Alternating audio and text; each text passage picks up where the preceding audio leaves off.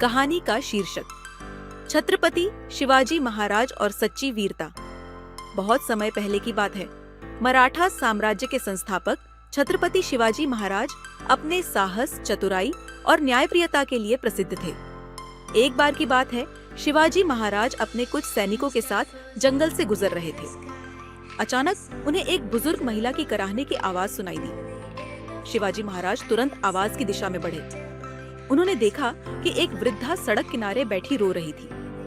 महाराज ने घोड़े से उतरकर बड़े ही विनम्र भाव से पूछा, माई, आप क्यों रो रही हैं? महिला ने कहा, राजा, कुछ सैनिक मेरे खेतों से जबरन अनाज लेकर चले गए।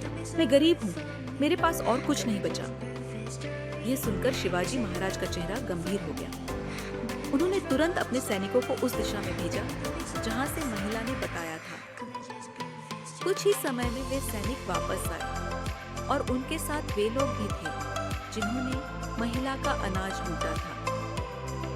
आश्चर्य की बात यह थी कि वे शिवाजी के ही कुछ सैनिक थे जो सत्ता के नाम पर अत्याचार कर रहे थे। शिवाजी महाराज ने सख्त स्वर में कहा, जो राजा अपने प्रजा की रक्षा न कर सके वह राजा कहलाने योग्य नहीं। जो सैनिक निर्दोषों पर अत्याचार करे वे वीर नहीं, कायर होते हैं।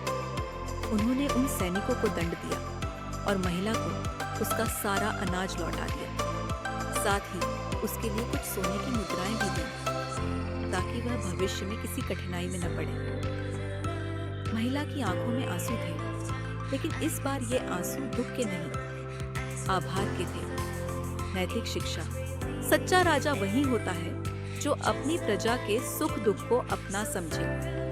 न्याय और करुणा वीरता के सबसे बड़े गुण होते हैं। छत्रपति शिवाजी महाराज हमें सिखाते हैं कि केवल तलवार चलाना ही वीरता नहीं है, बल्कि दूसरों के अधिकारों की रक्षा करना ही सच्ची वीरता है।